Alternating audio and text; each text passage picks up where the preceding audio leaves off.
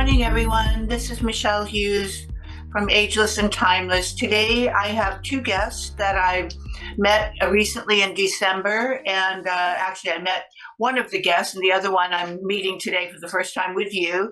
My first guest is Amy. Amy, do you say your name Spahic? Is It's that a it's Spahic. Spahic? Is that Hungarian or It's Bosnian. Bosnia? Oh, wow. And then my other guest, who I have not met until this morning, is I should say, I'm meeting him right now with you, and he is the medical director with Amy for heart care, and his name is Dr. Sam. And Dr. Sam, filling game? That is correct. You did Okay. well. What nationality is that? English. English. Okay, so Yes. we have the United Nations represented here today. Well, thank you very much for joining us. This is really a pleasure. And let me just give a little background to who you are and why we are gathered together to talk about everything to do with the heart today. Which the name of the company will tell you that that's our main focus. It's called, as I mentioned, Heart Care Corporation. Um, so so what happened is at the show in December at the American Academy of Anti-Aging, I was just walking along the show, and I saw this one booth, and I don't know what happened, but there was an intuition. My intuition said you need to stop here. And so I stopped and I did the test, and Amy was there, and she did the test on me. The test that they do is called MCG, and it means multifunction cardiograph, correct? Right, multifunction cardiogram. Cardiogram, I'm sorry. And what I want to tell everybody that's viewing us today, this is probably the most efficacious and important and compelling test for you to do for your heart. And if your doctor doesn't know about it, then after today's podcast, please let your doctor know about them. You can look them up on their website, and also on my website, because we'll have some information there. But so let me just let them tell you what the test is. But before we start that, because I want to just let you know who Dr. Sam and Amy are. So Amy has a really fascinating background. When she was in her teens, her father had a huge heart attack, and that kind of turned Amy's life around, because she decided at that point that she was going to focus her energy and education and all her efforts on heart care. Is that a good way to describe it, Amy? It was like life-changing for you. Right, yes, it is. When I was 15, he had a quadruple bypass, and I was mad because his heart grew another artery, a branch out of the outside on the side of his right heart. And we were taught that, the heart can't reverse itself. And we're finding that, yes, your heart is a muscle and it does reverse. So I was mad. We don't have anything for early detection or early prevention to stop that from, or catch it before it even happens for a lot of families. Dr. Shen, Joseph T. Shen from Premier Heart, he's the developer of the MCG, and he actually was cracking the code to cardiovascular, microcardiovascular disease with the MCG the same time that I was drawing the machine. So we have a really good connection with our mission to save lives. Isn't that amazing, though, how life works?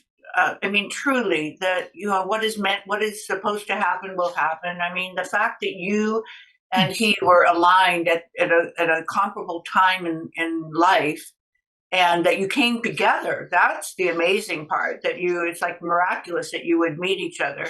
And Dr. Sam, how did you get involved with Amy?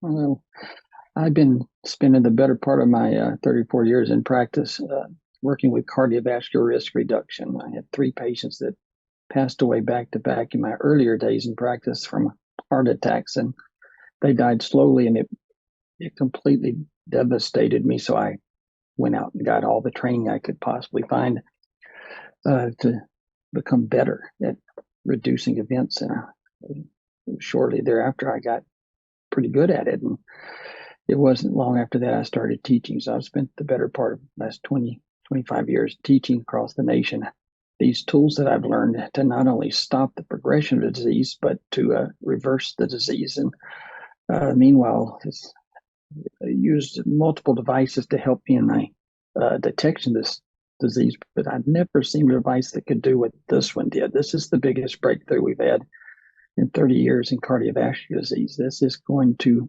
be a game changer when it gets in the hands of physicians and they learn how to use it and then learn how to do disease reversal. That's amazing. So, how did you and Amy find each other? Through a mutual connection with Dr. Chen. Dr. Chen knew me and knew Amy, and he put us together because he thought we'd make a good fit. And in actuality, we make a wonderful fit. Mm-hmm. And you are the chief medical officer, correct? That is correct. And I love what I do. Mm-hmm. Okay. So, and you're a chiropractor, or it says DO? I'm a DO, doctor of osteopathy. Osteopath, which is a little more. It's a lot more senior than the chiropractor, right? So I'm a physician. DOs are physicians. MDs are physicians. We prescribe. We do everything else. Everything's the same. Dr. Shen is a medical doctor, right, Amy? Yes, he's an electrophysiologist background. He's the one I met at the show. He was standing there chatting away at everybody. No, not Dr. Shen. Oh, okay. Who was the one I met? He was the vice president then, or that is Yul Glenn. He is the CEO of HeartCare Corp. Okay, he's the CEO. Okay, so what is your exact title then, Amy? Founder. I'm the founder of HeartCare Corp and the chief clinical officer. Okay, and Dr. Sam. He's also a co-founder. Is a founder and chief medical officer. Very good. Okay, so let's dive in. This is really important information. So tell us first the science behind MCG. How does it qualify for FDA approvals? I know you've worked on. So give us a little bit more of the history of why this. We're going to talk more about what it is, but why it is scientifically sound. Michele, this machine's been in development for over 24 years now, and it's worked through a large database of seriously ill cardiovascular patients. It's been tested on over 2 million patients, and it received FDA approval years ago. It won the top award in the Innovation of the Year in American Heart Association in 2017. Would have gone on the market in 2020, but COVID hit, and that stifled the ability to go put this out on the market. So it was delayed a couple of years, and we just started introducing this to physicians. And it was slow starting to begin with because it's a new technology. It takes doctors a few months to kind of decipher and see for themselves what this does, but it's begun to take off in the last 4 or 5 months. And so we've been incredibly busy teaching doctor group after doctor group how this works, and the schedule is almost beyond me now. Well, you started during COVID. I started to go to promote this in the time when doctors were focused on other things. So it must have been a bit challenging, right, to try to present something when doctors were distracted by COVID patients that needed more immediate care. And even though heart disease was one of the conditions in COVID that caused people to get COVID pre-existing. So it is kind of a catch-22 that you would have to have faced those challenges when actually your technology would have helped to prevent some COVID cases, correct? It would have helped tremendously. In fact, with the disease itself, it caused a vasculitis. It also caused a lot of cardiomyopathies and myocarditis. This machine sees all of that, and it sees it in early stages. And so we could have seen it from the beginnings of when it started to hurt the patient till it was resolving with proper treatment. So you can use this device to see if your medical management's working. And we don't have any other tools that do that. Today's podcast is brought to you by Qigenics. From stem cell therapy to lifestyle coaching, Qigenics is the perfect place to go for all your health and wellness needs.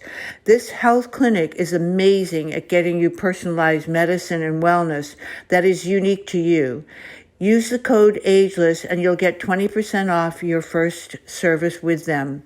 Go to www.qigenix.com to find out more information about these powerful methods.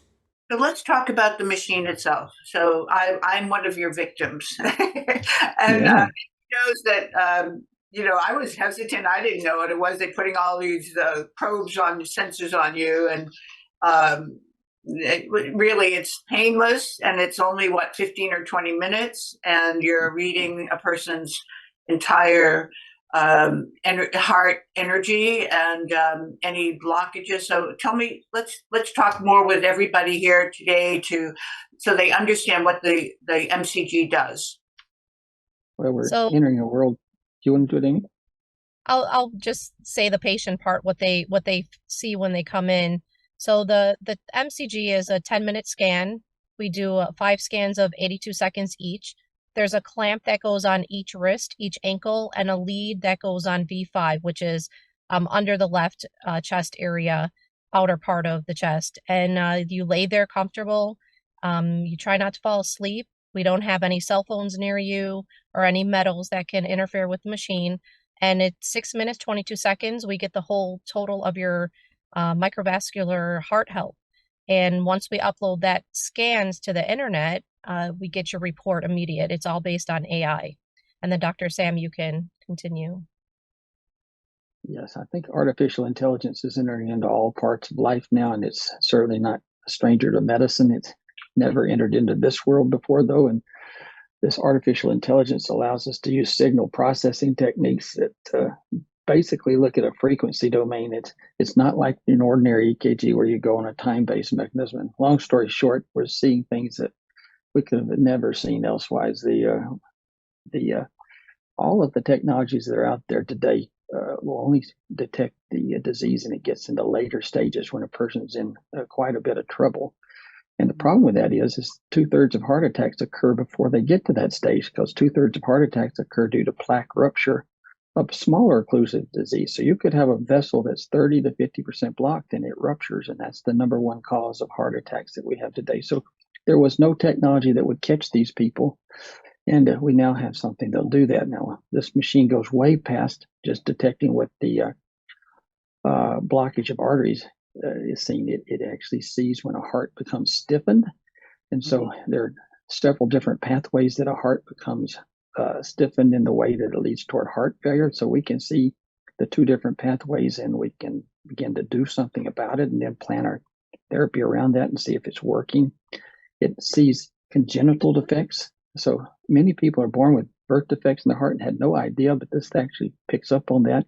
And it gives us some clues whether we need to work on that. You can basically look at the information here and listen to the heart.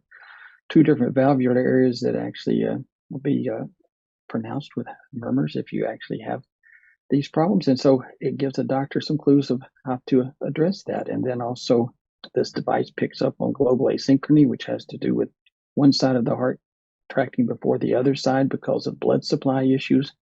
It picks up on mitochondrial dysfunction, which has to do with the energy in the cells, and it sees myocarditis, which is a big thing in the many different ways of disease state going on now. And it also tells us when we have myocardial remodeling, which is to do with the heart stiffening and scar tissue related to various disease states. And so when you start adding all this information together, there's so much we can do. There's almost 900,000 people a year that have heart disease to the point of heart attacks, and many of those succumb to that, and we can basically identify them earlier. We can begin stopping the great majority of those. 300,000 people a year die from heart failure, and 5 million people in the United States alone have to deal with it. Wouldn't it be nice if we had 6 or 8 years warning so we could prevent that before it ever occurred? Because possibly these heart failures would have never had to occur if we knew that they were coming. and we did something about it. And so rhythm disturbances, it actually sees a rhythm disturbance before it happens. You always hear about that patient that went to sleep and didn't wake up, and you just assume that they succumbed to heart something, but some of those patients succumb to ventricular fibrillation, which is basically the heart rhythm disturbance that occurs at 4 to 6 in the morning when your adrenaline levels are at the lowest part of the day. So they just go to sleep and never wake up. But we actually can see a person that's potentially going in that direction, and we can put a defibrillator in before it actually happens if that's necessary. So the tools are endless here, and that's why I said this is the biggest development in cardiovascular disease in over 30 years. So would you say the uniqueness of your MCG is the AI, or is there something further than that that makes you different, differentiates you from whatever else is out there? You could never do what this machine did without artificial intelligence. And so, yes, that's what makes it unique. I'm sure that there are going to be many aspects of medicine that we use artificial intelligence to break through barriers that we had. But this took 23 years, 24 years in the development to get to this stage. It's quite complicated to figure out what each of these peaks stand for and then quantify them and then get them sensitive enough to pass through the muster of testing. But there's 11 different tests now that are peer reviewed that show how well this machine works. They were done in the United States, but they were also done in a number of other countries on 4 different continents. And so this device has been incredibly well studied, and that artificial intelligence is a deal breaker, or in this case, a deal maker. Right. So what else is technologically is potentially going to happen to continue to improve your technology? Well, the artificial intelligence just gets smarter as the day goes on. So the more uses it has, the smarter it gets. Now, it's already, if you compare this to the present technologies, it's already more sensitive and more specific than every technology out there. So it's already superior to anything on the market. In fact, there's nothing even close. But it's only had 2 million studies. If you let this thing go out on the market like it's doing now, it will be no time at all. This will have 10 million studies and 30 million studies and 50 million studies. And the amount of learning that takes place with artificial intelligence is just going to get better. It will get more and more specific to the point that it'll be ridiculously good at picking up details, and it's going to help save countless lives. I anticipate in approximately 5 years, every ER in America will have one of these, because you can actually detect who's having a heart attack and who's not within 10 minutes of the time they get to the station, to the hospital. We're actually looking at some emergency management systems with ambulances, putting these machines on the ambulances so you actually have the test available when you get to the hospital, because transit times for some places is over 20 minutes. That being said, every clinic in America should have one of these in 10 years. Once you start getting this available to the levels I'm talking about, that's about 500,000 to 600,000 people a year that are dying today that won't be dying in 6 to 8 to 10 years, depending on how long it takes us to get out here. But when you go to your doctor's office now, you almost expect them to have an EKG because that's just standard. But I suspect 8 or 10 years, this will be replacing every EKG that's out there. So everywhere you would use an EKG, you would use this. I'm very excited about what it does for women's heart disease, because women have been in a precarious situation for years, because 49% of women have small vessel disease before they get large vessel disease. And they will carry that small vessel disease on for 6 to 8 years, and it makes them incredibly fatigued, and they get some shortness of breath with exertion with that, but it's not detectable by any device on the market today. And so these patients, these women, will have heart casts, and they'll be told that there's nothing that can be found. There's 0% blockage, and 6 months later, they'll be in the ER with 100% blockage, because what happens when they get to critical stage disease, something flips a switch in the women, and they go from 0% blockage to 100% blockage in 2 to 3 vessels in 6 months' time. And so, why is that, Dr. Sam? That's $1 million question. I wish I had the answer for it. Nobody knows what flips the switch, but we know what happens in the advanced stages. So it's usually when a person gets to that extreme fatigue, but it's one of the reasons that women go undetected more often than men, because you have to catch them in that 6 month window when they go from 0% to 100%. And they tend to get studied in that high fatigue level when they don't have any blockage. And so it has been throwing off our system. But now we actually have the ability to see it with this device, because this machine sees small vessel disease extremely well. In fact, you just about can't miss it. So now that we've got some way of detecting this, we can tell a female patient that they're having trouble and this is what's doing it. Now, that same process happens in 15% of men. So it's not exclusive to women. 15% of men do the same thing, but it's just much more common. It's over 3 times more common in women. So it's been a real bothersome problem for years that we finally have a solution to. Do you think it has something with women to do with hormones? Well, it could, but that wouldn't explain the 15% of men that do it. Yeah. But there's probably some covariant factors and some genetics that play into it. But it's something that's going to need to be studied in the future. We didn't actually know that this was for sure occurring until 2007, and it was published in Circulation, and they finished the study in 2013, and it continued to show the same parameters. So there was periods of times there that doctors argued over the fact whether small vessel disease even existed, but that argument it's gone now. It's called microvascular disease or small vessel disease. And maybe what about diet and nutrition?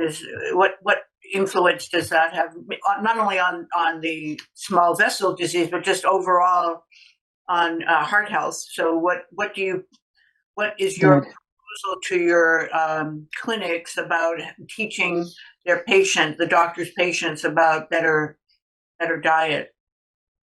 Diet's going to play a huge factor now. You have to understand, I spent the better part of my last 25 years, almost 28, taking care of nothing but high-risk cardiovascular patients. And I would get 90 and 95% blocked arteries on a regular basis. And they would almost every single one reverse and go back to essentially no blockage. And the way that was done was knowing that there were 10 disease states that create inflammation. It's all about inflammation, and the patient that controls the inflammation wins. Inflammation gets within the artery, and once it gets within the artery, it causes a signal to go out. It's called a chemokine. It's the chemokine that brings the fat into the cell. So fat never enters a blood vessel until it gets an invitation. The invitation is from inflammation that secretes a chemical called a chemokine. Now, that being said, when a person has dietary issues tagged in with this, it's usually related to insulin resistance that gets us in trouble.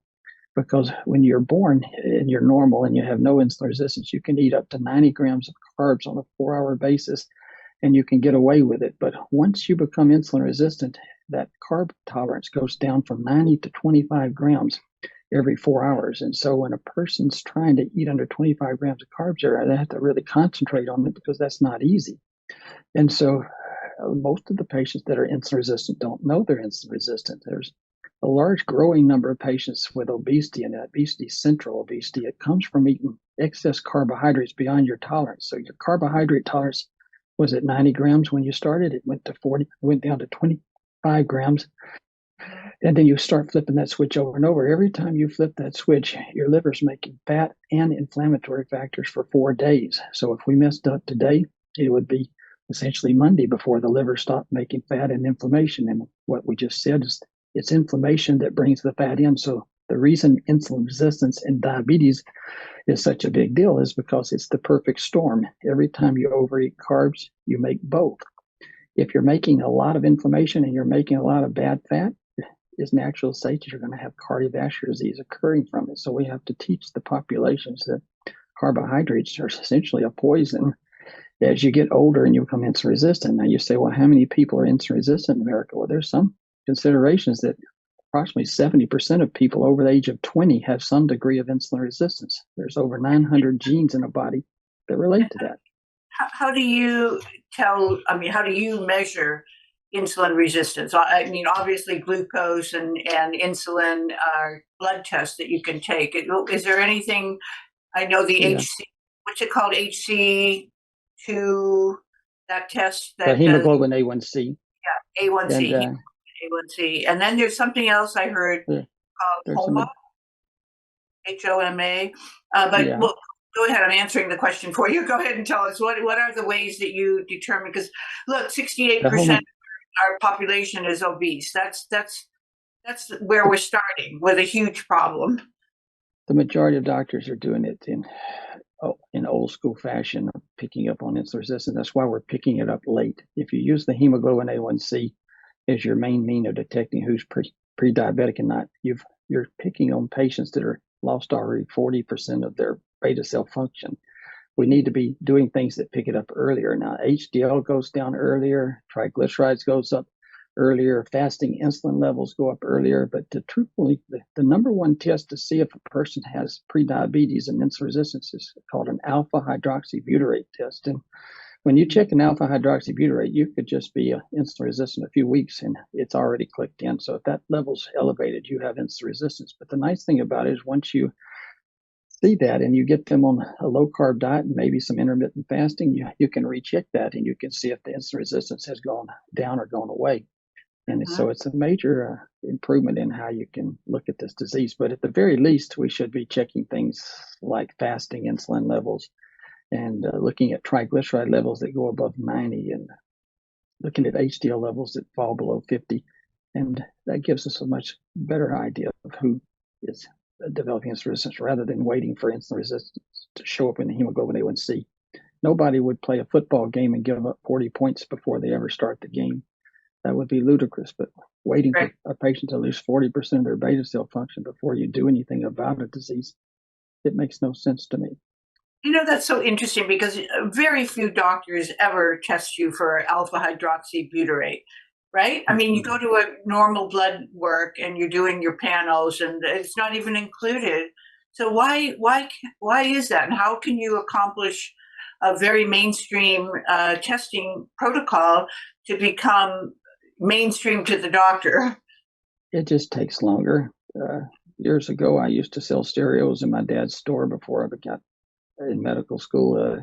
We learned about devices very quickly. When the new stereo had a new widget, everybody in the country that sold these stereos knew about the widget in 3 months. But in medicine, the same thing takes 10 to 15 years. Physicians have tremendous amount of regulations over how they discuss things and what they do to disseminate information. So I think some of those regulations slow us down in our ability to exchange information, but eventually the job does get done. It just moves a lot slower than I would like it to. But yes, it would be wonderful for every doctor to know about alpha hydroxybutyrates instantly once that became common knowledge. So here's another question that comes up all the time is cholesterol. So let's take a moment because I'm sure you've heard this before, but why could you just debunk the cholesterol myth for all of us today and tell us what is the real culprit for the measurement when you're doing your blood lipid panel for measurement? Triglycerides, you just said is one, obviously the fasting insulin and glucose tolerance, but what about just absolute cholesterol? Why is it that so many doctors want to prescribe statin drugs for people who have cholesterol over 200 when actually the cholesterol is protective?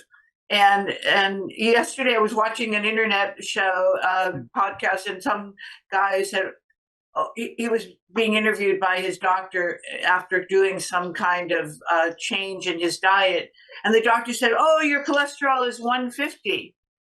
And the doctor didn't even go into anything else besides, the particle size or the ratios.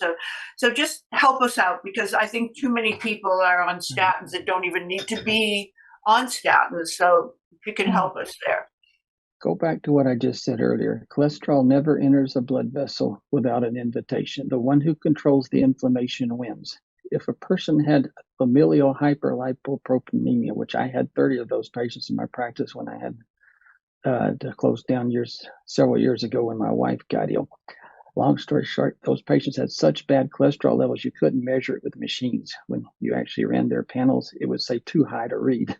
So long, these patients had horrible cholesterol, but as long as I controlled their inflammation, I could control their disease. And the way you control inflammation, number one way is exercise aerobically. When you aerobically exercise a patient for 50 minutes nonstop and you get the heart rate up to the 70% level, that removes 93% of the inflammation for a day. It will come back tomorrow and then you exercise again tomorrow. But it's always coming back the next day and the next day and the next day. So what do? You exercise every day of the week. And as long as I had those FH patients exercising 7 days a week, they didn't have worsening of their disease because basically there was no inflammation to invite the cholesterol in. Now, that being said, it's not that cholesterol doesn't play a part in cardiovascular disease. If you have inflammation in the blood vessels and you have bad fat, LDL-C, circulating in the bloodstream, it will enter the vessel. And when it enters the vessel, that is what causes plaque to be made. So there is a place for statins in certain patients, but the emphasis has to be shifted from just putting a person on a statin to controlling that inflammation. And doctors need to be measuring things that measure inflammation. HSCRPs, fibrinogen levels, plaque-2 levels, myeloperoxidase. These are all things that tell us about acute and chronic stages of the inflammatory process. When we look at those inflammatory responses, then we know a little bit more about what to do with cholesterol. And if you just look at cholesterol itself, you were talking about particle size and everything. That does make a difference. When you actually have the majority of your cholesterol coming from your liver, that cholesterol, that LDL-C, contains a lot more triglyceride than it does cholesterol. The C on the LDL-C stands for cholesterol. We're measuring the cholesterol within the molecule, but the problem is that molecule is shifting in quantity. It has much, much less cholesterol in it than it ever did before. It has much more triglyceride than it ever did before. So the person's LDL-C could be going down and they could be much, much worse simply because you're not paying attention to the right part of the molecule. Now, looking at a total cholesterol is useless. You could have a high total cholesterol and be safe. You can have a low one and be in total danger. Right. Well, that's what I was like shocked yesterday when I heard the 150. And I said, well, that doesn't tell you anything. I mean, actually, maybe he was 260, he got down to 150, but what happens to the protective aspect of all that cholesterol? It may have been that he was actually hurting himself more than helping if he didn't have all the other measurements that you just described.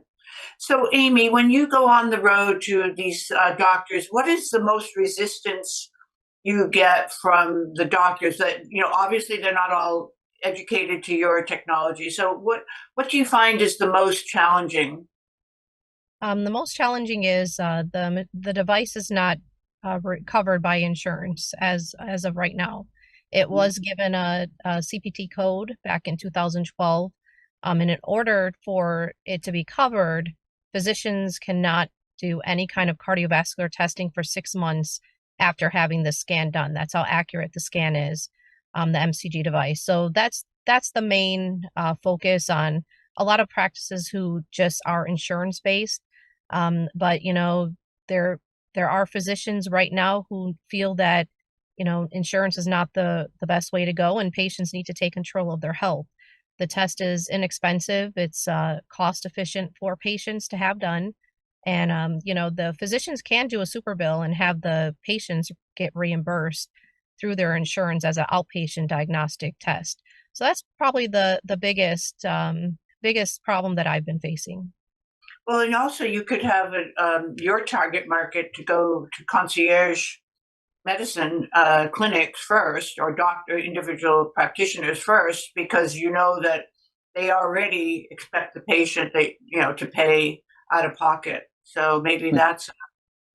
I mean, I know you have a huge, huge challenge, right? Because Dr. Sam, you said it. I mean, heart disease is the number one killer, and why hasn't it changed?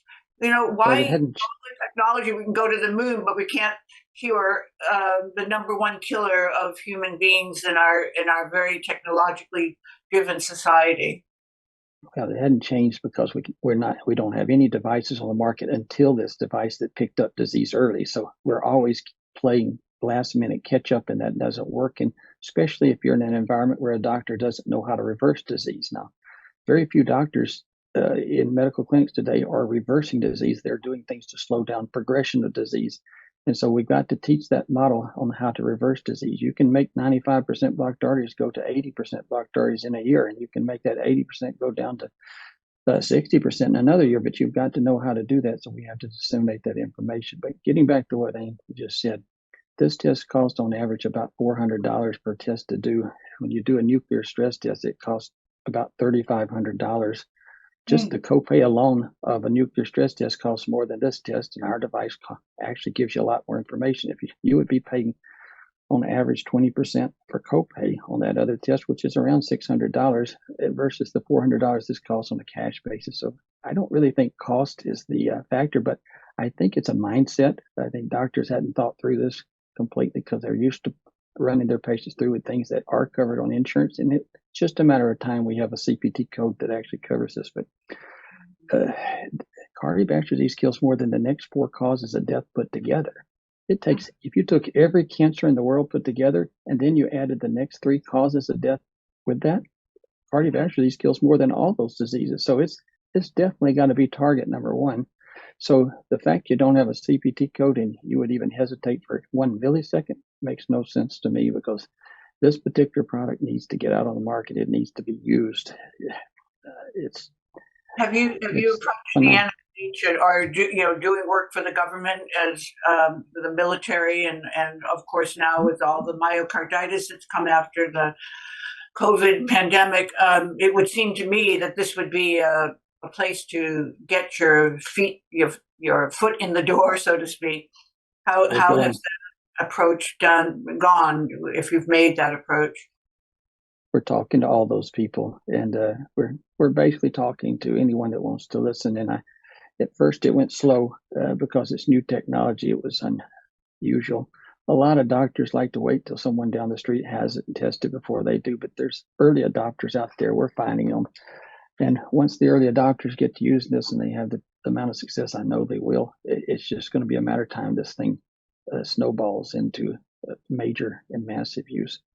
Mm-hmm. I've watched what the other technologies did. I used the other technologies for the most of my career, and hands down, this is it. But now it's a disruptive technology. It basically replaces things in other markets, and that's going to cause a little bit of a clamor. And it doesn't involve radiation. It doesn't involve contrast. I could do this on a pregnant patient. I could do this on a newborn baby and not feel bad at all. So it's such a safe test. It doesn't cost a lot of money.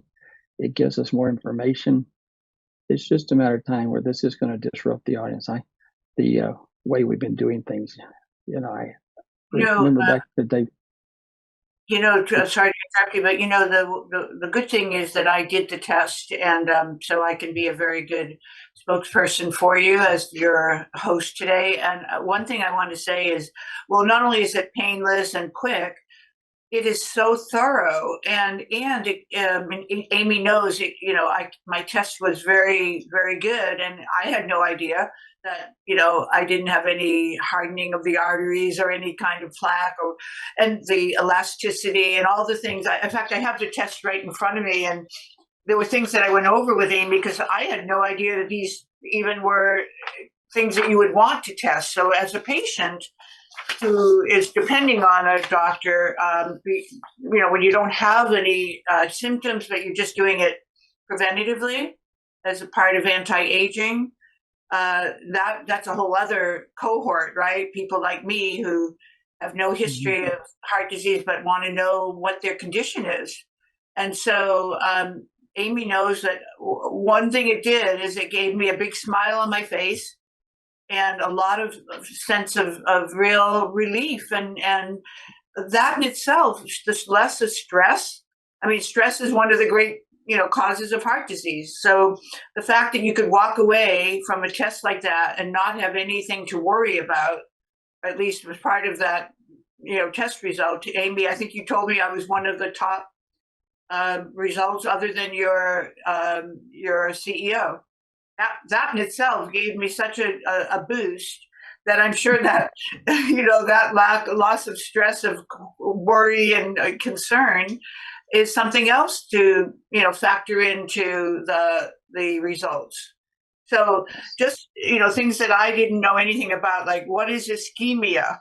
That was one of the questions I asked Amy. Then there were all these pathological conditions and physiopathological conditions that were tested. So can you just give us a little breakdown of that so people know what to expect when they do this test? The beauty of it just has a scoring system that goes from 0 to 22. And anyone can understand that 0 being good and 22 being the worst it could possibly be. If your number is going up from year to year, you're getting worse. If this number is going down, it's getting better. Now, once your number starts crossing over 4, you're starting to get some significant disease. I anticipate this being part of a yearly physical exam for people. And so once you get to the age of 30, you'll be going to get your blood drawn and to be your checkup with your doctor, and you'll get your MCG test. And when you get that multifunctional cardiogram, you'll get your score. And if your score is 2.2 this year and it's 2.9 next year, that means we're doing something wrong, and we can begin doing something about it before it gets bad. And if it come back the next year, now it's 1.7, you got better. And so apparently the adjustments you made accounted for something, and we can avoid an awful lot of heartache down the road just by keeping an eye on this in the early stages and fixing it. Preventative medicine is where we need to be going. If we want to actually help save lives and improve healthcare costs and improve quality of life, it all starts with prevention. Preventing heart failure, preventing microvascular disease in women from developing, catching it early. There's no way to catch early small vessel disease in women because they don't have symptoms, but we can catch it with this device, seeing when a person has rhythm disturbance issues, atrial fibrillation, ventricular fibrillation. The value of this is immense, but I like that number system. I think this is going to actually not only go into the family practice and internal medicine offices. I anticipate this to go into gynecology offices too, because so much women health takes place there, and they can pick up on women as they're developing disease and begin addressing it. Mm-hmm. So, Amy, when we did the test, where is that score? I'm looking at my test right now, just so I understand this. Where would I see that score that Dr. Sam just mentioned? It would be on your third page. So you have your first page is your name, second is table of contents, and the third page is where your report starts. Okay. You'll see the scan, chronological order, date. And then if you go over, it'll say ECG tracings, which is good or marginal, which are acceptable. And then one more over is your ischemic results, and then your score would be right there, right next to it. I copied this with you that day, but I think maybe I don't have the complete. Because you know what it says here? I'm just noticing this on the bottom. It says 1 of 8 and 2 of 8, and that's all I have. So I'm going to come back to you next week and try to get the full report. I'm so sorry to take time on our very valuable podcast, but I want to know for sure. And then the question is, should I be going once a year to get this test? Yeah, so absolutely. With your scores, which were very good, you would do it once a year. And you have a list on your website of doctors who are using your protocol, using the machine. Yes, we have testing locations, which are authorized testing locations. You can go to heartcarecorp.com and find out more information. There is an info at heartcarecorp.com that if you have any questions or if you don't see a testing location there in your area, just give us an email and we'll be happy to help you. Mm-hmm. So I know our guests always get some kind of an incentive from our host. I mean, from our viewers sometimes get incentives from our guests. And I know we didn't really chat about this, but I'd love to know if you would give any kind of incentive to first-time users of your protocol, and how people could take advantage of that. Is there anything you would like to do with that in that respect? Yeah, we can do 10% off of if they use your name with the website of this podcast, and we can definitely take care of them. Right. So we have an icon on our website called Michele Recommends. So what I'll do is we'll just add that and say, for anyone that's going to, for their first time, right? For their first time user, to use the Ageless code, and would they contact the company's website, or is there a telephone number that you think is an easier way to get the benefit? The easiest way is to go to the website, heartcarecorp.com, and fill out the info at heartcarecorp.com and just put in there, the code. Okay, the Ageless code will work if they just say Ageless, and then they'll know. Okay, Very good. Well, and then 10% off of the 400, is that correct? Yes. So they would get $40, a $40 discount. That's pretty darn good. Yeah. Yeah, and so then they get a chance to try it, and then but do they have to go through their doctor, or they go to that clinic that you're certifying uses your machine, and then that clinic has to then offer them the discount? Yeah, we would set that up for them. Okay, all right. Okay, so just before we run out of time, tell me what you see in the future. What is your vision for continued expansion, continued innovation? Where are you, like in 2 years, where do you see yourselves being? Hopefully, we'll be in at least 20% of the hospitals in the nation. And I hope within 12 months, we'll have at least one of these devices in every state in the nation, in the bigger states, multiple. And for me, the biggest challenge for me is to we want to take patients off of the heart transplant list, and knowing if they have metabolic, toxin, or environmental diseases, that we can reverse it and save lives. So in the next 2 years, we want to make cardiovascular disease not the number one killer for Americans, for everyone, but make it all the way at the bottom, and the rest of the diseases will go away. So we want to try to focus on that, saving lives one life at a time. I love that. But the only thing, I think it's such an integrated effort and challenge. You can do all that you're doing with this test and educating people to what their challenges are. Then it's up to them, with hopefully some guidance from their physician, to then implement some of those changes that Dr. Sam and you, Amy, have talked about, which, integrating mean diet, exercise, and stress, reducing stress. And we didn't really talk about supplements. So let's take a moment just to chat about that. Are there any supplements that, in addition to all these other protocols that we just talked about, that people have to comply with, which is to change their lifestyle, if they have a heart condition, then what supplements could they take? Because most allopathic doctors are not going to tell them about supplements, but I know you would. So is there anything that a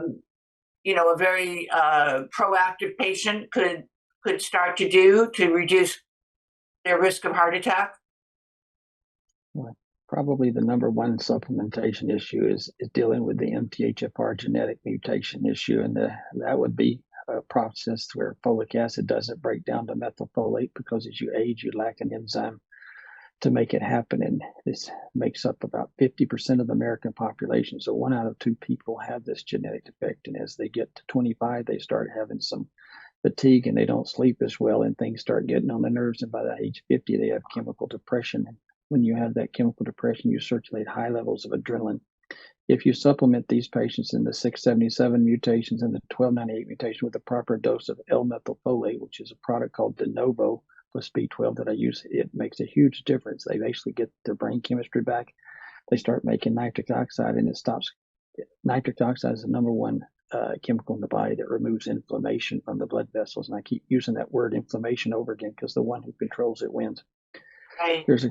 There's a supplement that called Arterisol that seems to be helpful as well. And Amy, why don't you go over that one? You like that one.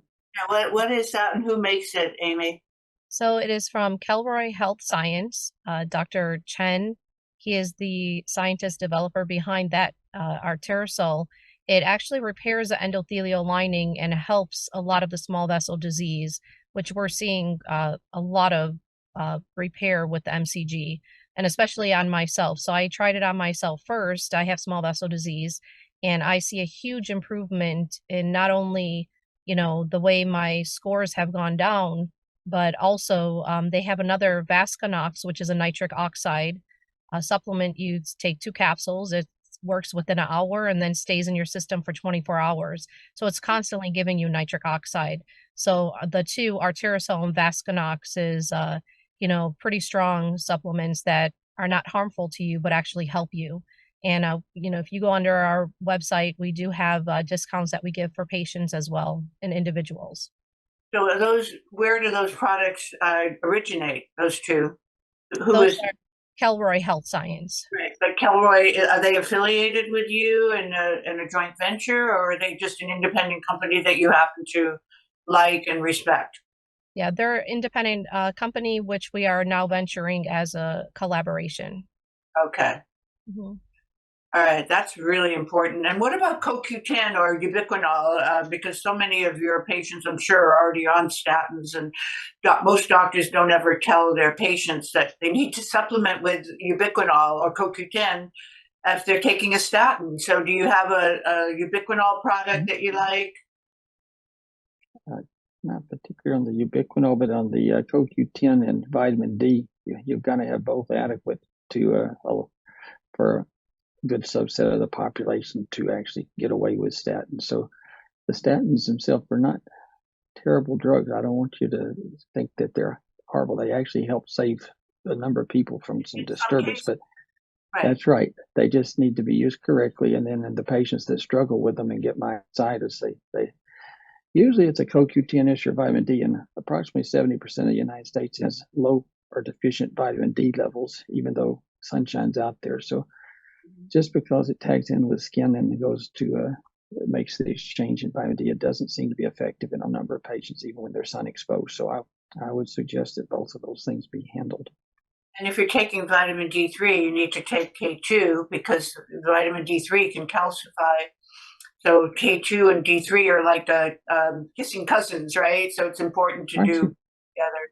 And there are supplements that combine them, but you can buy them. I buy them individually and just make sure that I always take them together. So, yeah. So I think that, well, obviously stress. We haven't really focused on that. You kind of touched on it, Dr. Sam, but give us a few moments about stress and how people can reduce stress, and even with the supplements that like to lower cortisol levels.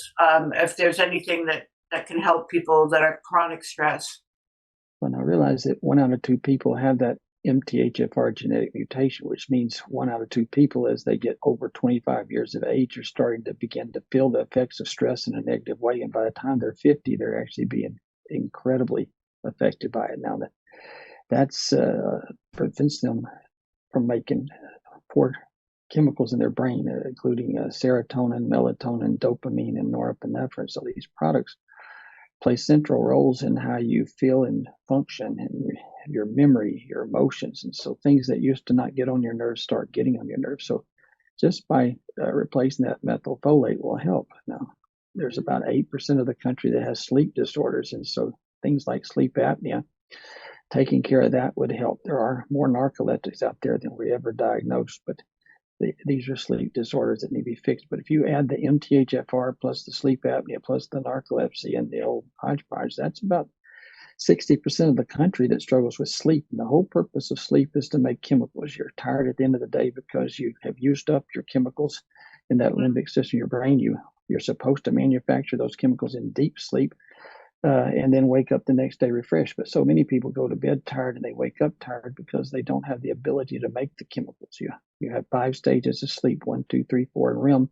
You make your brain chemicals in stage 3 and 4. Well, if you don't spend any time in stage 3 or 4, or if you don't break down folic acid into methylfolate, you just can't make those chemicals. Now, things like vitamin D affect serotonin. So there's some other contributory factors, but if a person was taking care of their vitamin D level and getting it between 50 and 100, and they were taking care of their methylfolate by checking their MTHFR status, everyone in America should have an MTHFR genetic mutation. Since 1 out of 2 people have it, it just makes no sense not to get the test. It's not that expensive.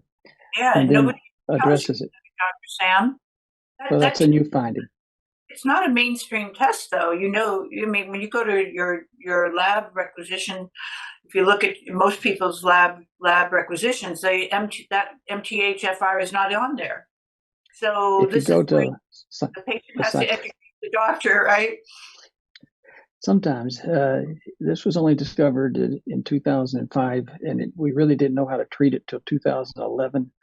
It was first effectively treated in the psychiatric world, which is why psychiatrists would be more likely to order this test than primary care doctors. But eventually we'll get this across to primary care doctors. It also affects coagulation, so OB doctors are familiar with it in the coagulation, since it affects the ability of a woman to get pregnant because miscarriages are currently occurring because they're MTHFR and they have age with them. By the time you get past the age of 25 and on into 30, if you have this MTHFR genetic mutation, you can have recurrent miscarriages because you don't make the spinal, the neural, what am I trying to say? The neural tube properly without the proper dose. We always knew about folic acid, but if a person can't break folic acid down, you could take a boatload of folic acid, it won't work. So these female patients that don't have methylfolate in their system because of that mutation have struggles with childbirth. So there's so many reasons to be checking it. Right. Thank you for this, because honestly, this is not a mainstream awareness, and you created something or stated something today that I think will open the eyes of a lot of people to, basically you have to be your own doctor and you have to educate your doctor to things that you want. And I think we do this if we're all proactive and research and look at, different situations, then, and today with the internet, it's very, well, not always accurate, but it's certainly a method to go start finding some statements with scientific research behind it that would help to, or to meet people like you and Amy, right? But, I just, before we say goodbye, I want to just mention melatonin because you did touch on it. And I think melatonin is one of the most underrated of all supplements. So would you agree that melatonin is a supplement to add to your protocol for most Absolutely. people? Especially for the 50% that have MTHFR issues and they struggle with manufacturing that product. They can't turn their brain off at night and sleep. So lower doses tend to be safe and effective. If you get too high, you can actually have some rebound effects. So just have to be careful how you dose it. Right. So is 3 milligrams okay? Mm-hmm. 2 and 3 milligrams are proper doses. Right. That's what I use. Yeah. Well, I just want to say thank you so much. This has been amazingly helpful, and you're both so knowledgeable and just so credible in everything that you're doing. It's really a great effort to save humanity and from the number one killer of humanity. And I just want you to know that all of us are cheering for you to continue your journey here, and really best of luck in this. And I will be talking to you next week, Amy, about getting this test result in a more complete way, so I know to tell my doctor next time we do our test that I want to see if she has that accreditation with you.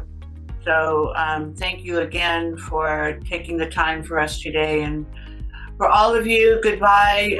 Have a beautiful weekend. And we'll see you again in Ageless and Timeless in 2 weeks. Thank you. Bye-bye.